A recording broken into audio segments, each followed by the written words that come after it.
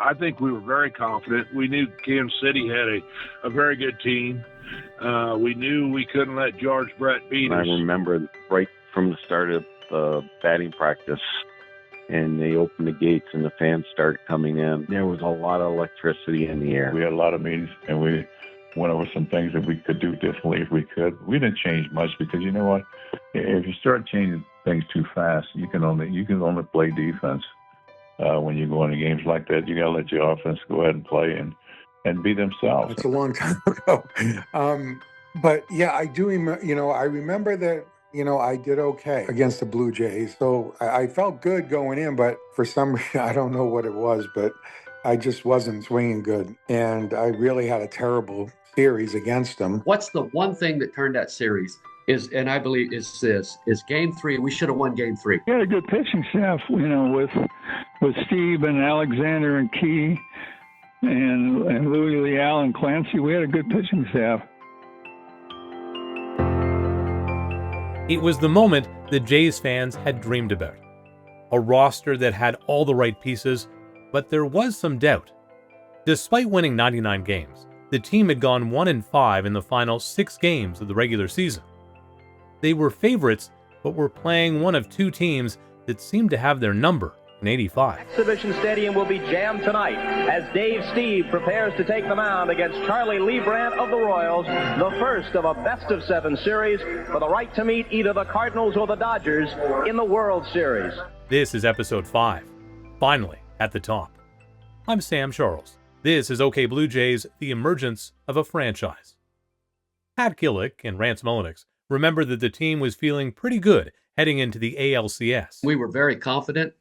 We felt that we were a better team than the Kansas City Royals. And we were confident. They were a good club. And, we always played them tough during the season.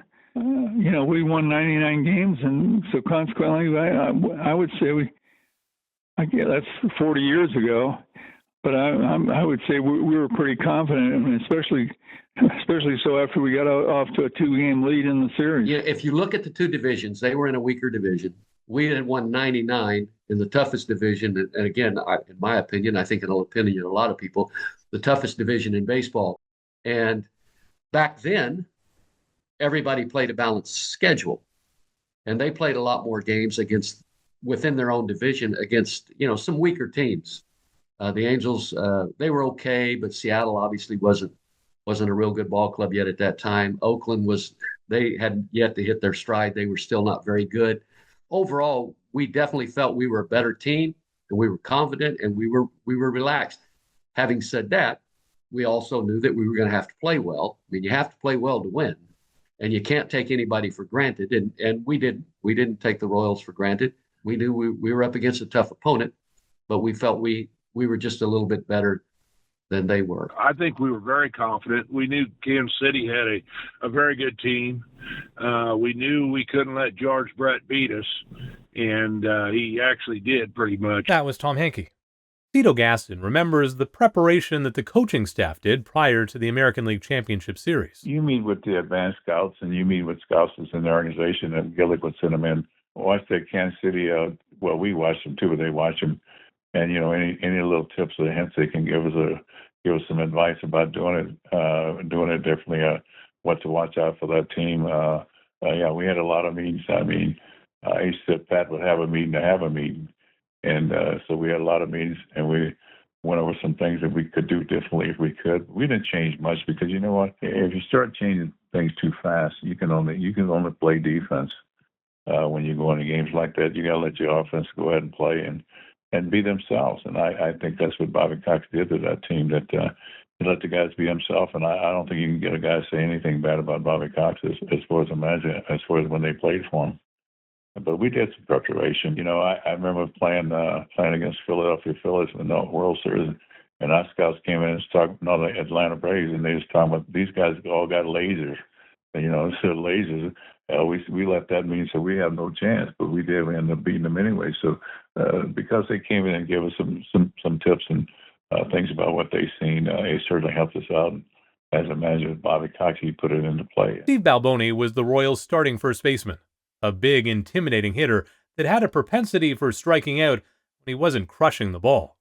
Balboni remembers the Royals feeling equally confident heading into Game 1. And our pitching led the way. The young pitchers, Britt Saberhagen had an incredible year, and it just kind of went from there.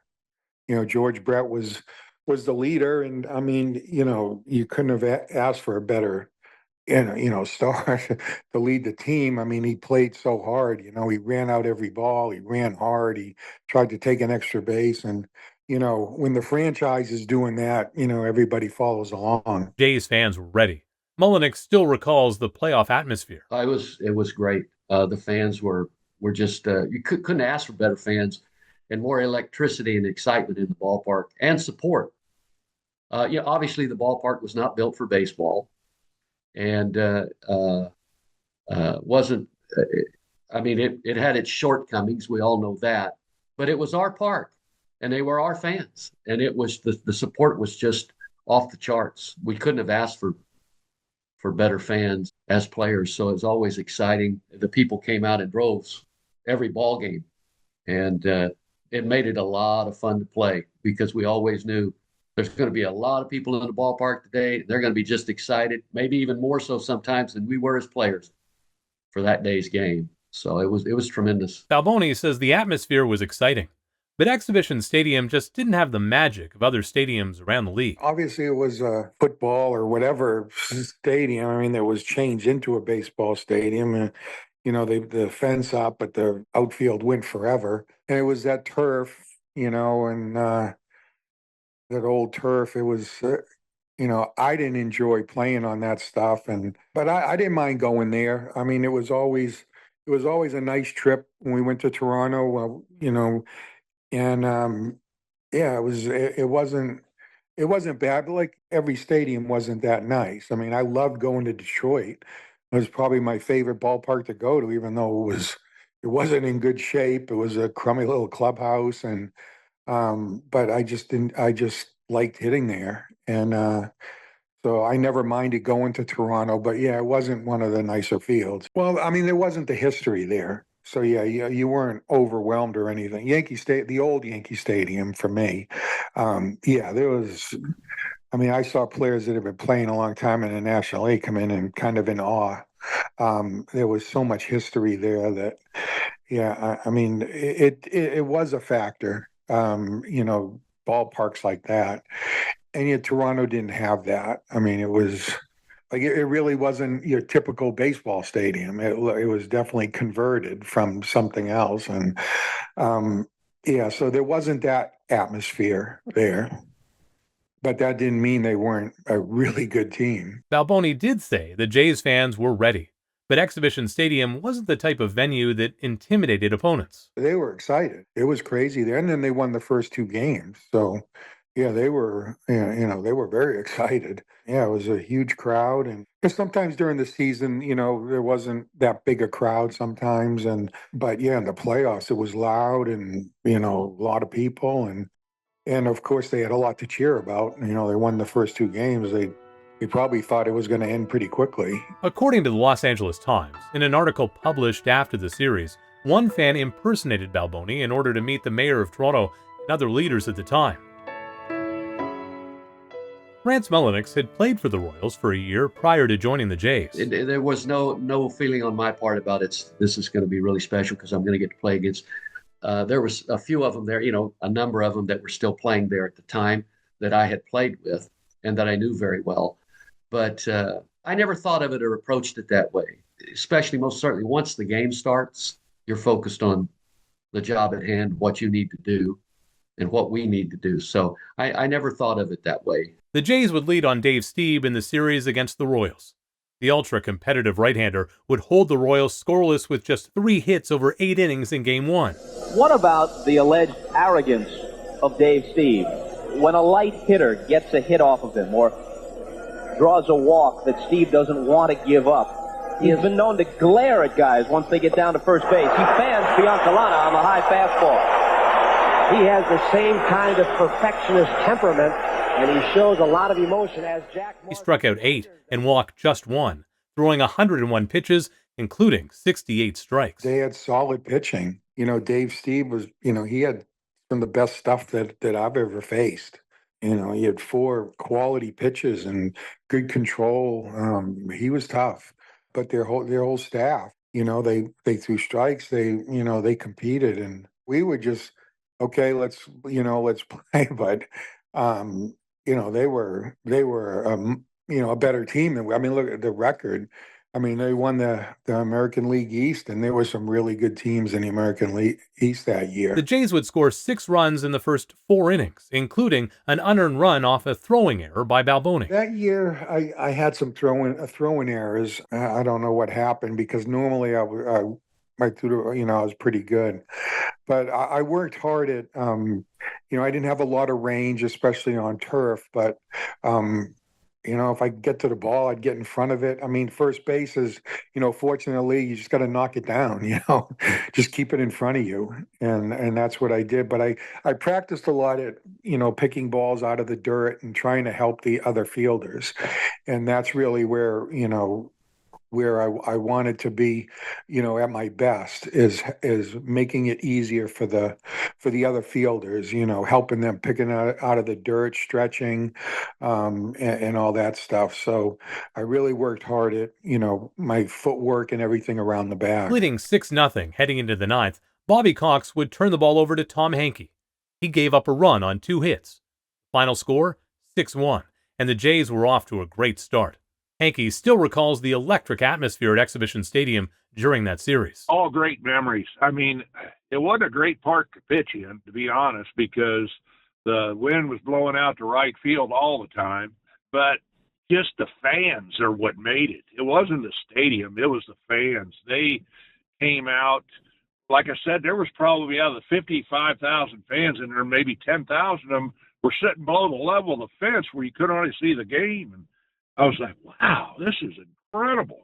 This is, if you could not get up for, and when that first game I pitched there, like I said, I could have floated into the mound just on the energy from the fans there. And, they just, every time they give me the call to the bullpen and I was warming up, and I mean, it was just a roar that it's hard to describe to people.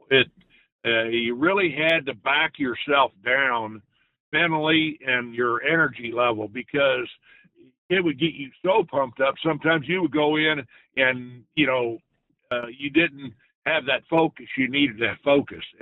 But it was so incredible. It's just hard to describe. Mosby in center field. Tracks it down. Just a murmur of protest from the Royals in the top of the 9th. They score their only run. The Prime Minister has reason to smile, as do Steve and the Blue Jays. Henke finishes it. They're up 1-0 in the Game 2 is exactly what you'd expect from October baseball. A tight game that went into extra innings. Starter Jimmy Key only pitched 3 1/3 innings, giving up 3 runs on 7 hits. Dennis Lamb pitched 3 2/3 innings and steadied the ship. After trailing the Royals 3-0 heading into the bottom of the 4th, the Jays would be up 4-3 heading to the top of the 9th. Up the middle. It's going to be a tie ball game. Bell scores and Thornton's behind him. Kansas City has not played a good first game, nor have they played a good second game. In the air to right center field. It's going to give Toronto the lead. Motley with the catch. Mosby can walk home. Despite Henke giving up 2 earned runs over 3 innings, 1 in the 9th and 1 in the 10th, the Jays' bats would pick up the pitchers on this night. That might do it. The throw from Smith. The Blue Jays win it. Mosby scores, and they'll take a 2-0 lead to Kansas City on the Al Oliver base hit. The Blue Jays didn't quit after they thought they got a bad call on the ball in center field, so they come back. Some misplays helped them out again by the Kansas City Royals defense. Trailing early in the series, the Royals didn't lose confidence. Here's Steve Balboni. I mean, it's kind of hard to explain. It's when you're going through it, it just, I don't know. We didn't think about, it was, the veterans, I think, kept us more focused on what's happening right now. We had a really good core of veteran players, George Brett, Frank Whitt. We really kind of clicked together. the veterans, the young players. It's just everybody got along. Like I said, yeah, we did go out and we do things together. We like playing cards. We'd go to the clubhouse early and play cards, and it was just a real fun team to be with. But it was very, a team that was very competitive. We had a lot of fun, but when we got on the field, everybody played hard. Everybody tried to win, and it was just a great atmosphere. From the Yankees, I was a little, surprised because I thought the Yankees were, you know, way up above everyone else. But when I got to Kansas City, I realized, this is another organization that's focused on winning. I mean, when you go through, even Little League or whatever, that at the time, it's the biggest thing in your life, so it is all important, to you. I mean, winning a playoff in the minor leagues, it was the biggest thing that happened to me, to that point. But once you do get to the World Series, there is no comparison. Once you're there, you realize this is like nothing else. And it can be overwhelming, definitely. But fortunately, yeah, like I said, the veterans really, kept us in check, and we just kind of followed their lead. For Rance Mulliniks, who went 4 for 11 in the series, including a Game 3 home run off Brett Saberhagen, it was Game 3 that seemed to change the dynamics of the series. On an individual basis, yeah, I did well. Had a good series. But if the one thing that stands out, if you ask me, okay, what's the one thing that turned that series, is Game 3. We should have won Game 3. I'd not only hit a home run, but Jesse Barfield hit a home run, and I think we were up when they took Saberhagen out of the ball game. With our bullpen depth that we had at that time, we definitely should have won the game.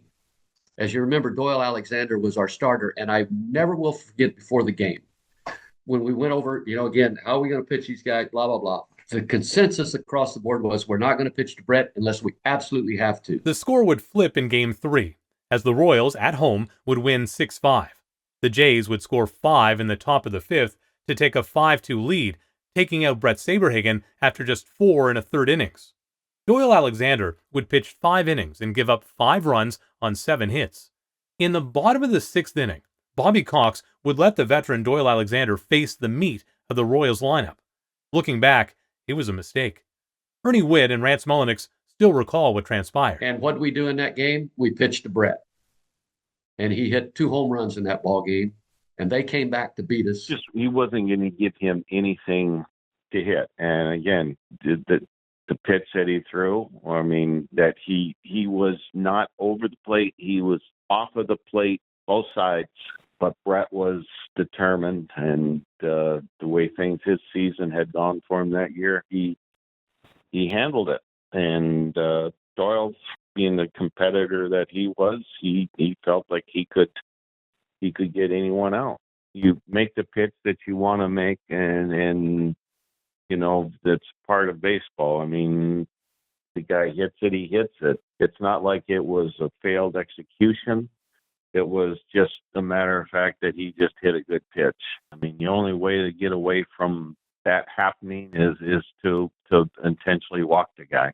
Back then, you had to throw 4 pitches to intentionally walk. So this way, you just put up 4 fingers and he walked to first base. So there's no chance of the guy hitting it. But even with an intentional walk, I mean, if you didn't get the ball out far enough, he could have hit it too. Who knows? For me, when I look back on it, Game 4 that would have been the one that sent us to the World Series, because we should have won Game 3. And if we hadn't have pitched to Brett, just one at bat, just one of those at bats, we duck him, we pitch around him and say we're going to make the next guy beat us.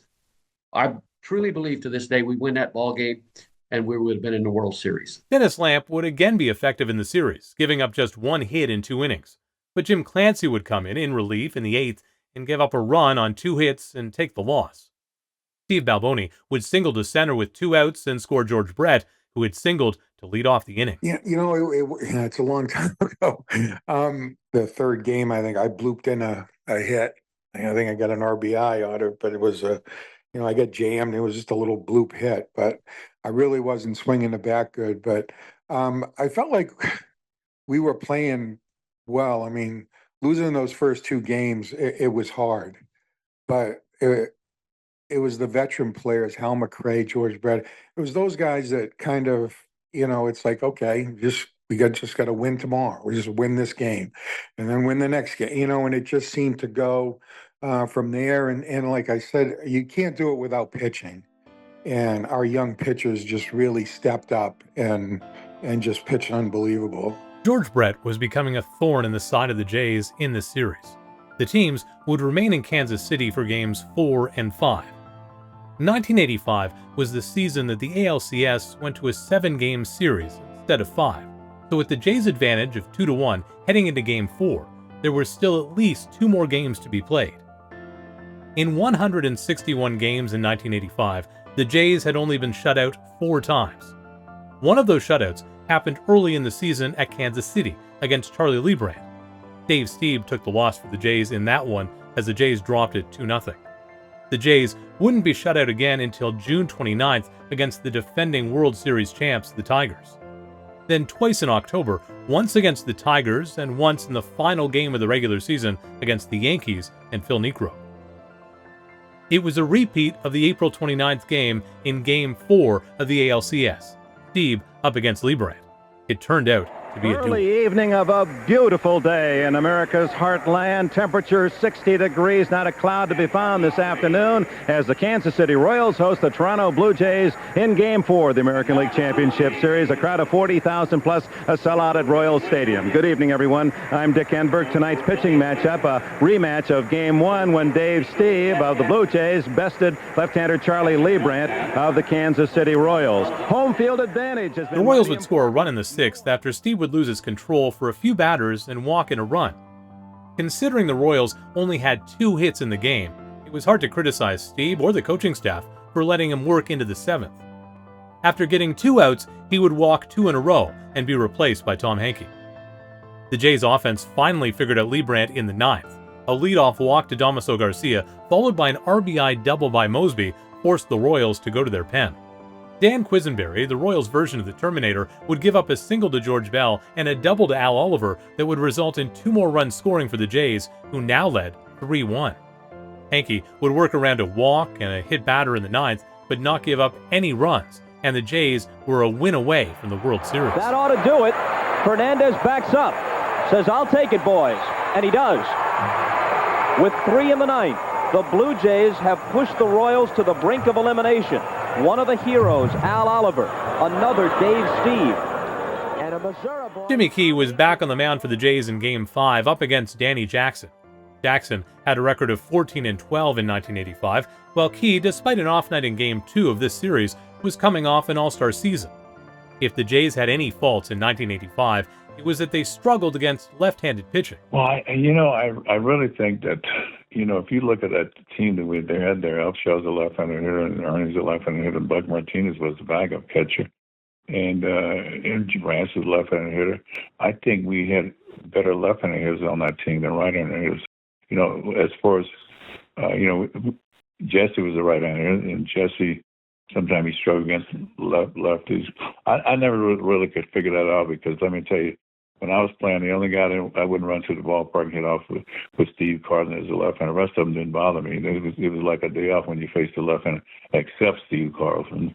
So I never could figure that out with those guys. No more, I'd look at them and say, well, Tony Fernandez was a switch hitter, and Tony actually was a better hitter from the right side. But these guys get more at bats from the left side because of right-handed pitchers. But people are still trying to figure it out. A lot of teams these days that they just don't hit left-handers as well. But that year, I just think we had a lot of left-handed hitters in our lineup, and I think that might have had something to do with it too. That was Cito Gaston. The Blue Jays were only around 500 against left-handers, and the only right-hander Dick Howser will throw in this series is the Cy Young Award candidate, Brett Saberhagen. He would pitch 5 1/3 innings, giving up 2 runs on 8 hits, the runs coming in the first and second inning. With 2 outs in the first, George Bell would double, but get stranded on second. In the 5th, the Jays would start the inning with a single from Garth Orge and a double from Ernie Whitt, but not advance them from there. In the 6th, the Jays would load the bases with 2 outs, but Ernie Whitt would ground out to end the threat. The Jays were heading home needing just 1 win and having a buffer of 2 games to pick it up. Good enough. As we mentioned last night, now that the League Championship Series has gone to best of 7 for the first time instead of best of 5, the relevant history has to do with the World Series and that best of 7 format. If you're a Royals fan, you may be wondering, how often has a team overcome a 3-1 deficit in World Series play? It's happened 4 times.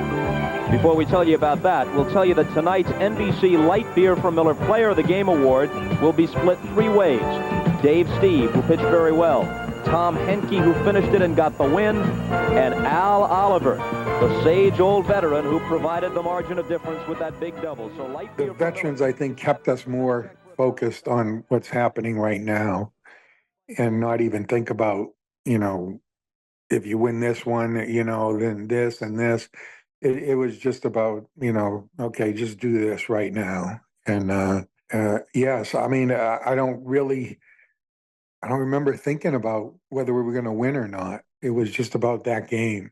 Okay, let's get through this game. And then we won. It's like, okay, we're playing tomorrow. When we came home in that series, George Brett, that one game that at home we were down, he just had an incredible game and, really turned things around for us, which was hard because, the pitchers, the other teams, they didn't want George to beat them. So it was hard for him because they didn't really give him a lot to hit. Next time on OK Blue Jays, the emergence of a franchise. Heading back to Toronto for Game 6, the Jays needed 1 win, and they had 2 games to make it happen.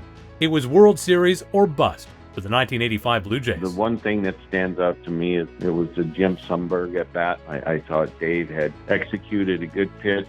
In my mind, I didn't think Sundberg hit the ball that well, and it just kept carrying. Don't celebrate till it's over. You never know what's going to happen. And, any given day in baseball, you can get beaten by the worst team or the best team. I do remember the 7th game we came out, and Al McRae looked across and he said, we're going to win this one. We're going to win this game. That feeling of, hey, we got this. You just got to win 1 out of the next 3 games, and then next you lose 1 and then you lose another, and then it comes down to the final game and you're like, uh-oh. Game 3, Game 7. Pitched at Brett in Game 3 when we could have most certainly ducked him 1 time. And then Game 7, that windblown fly ball by Jim Sundberg. Those 2 are the ones that, for me, determined the outcome of that series. It was great to get into the playoffs, but it was disappointing that we couldn't go finish it off and get to the World Series. If you're enjoying the show, please share it with others or even rate it. And if you have the means, consider making a donation to Jays Care, your local food bank, or a charity of your choice. If you want to share your memories or thoughts, email us at okbluejays@mail.com. That's OK, BLUEJAYS @MAL.com. I'm Sam Charles. Thanks for listening.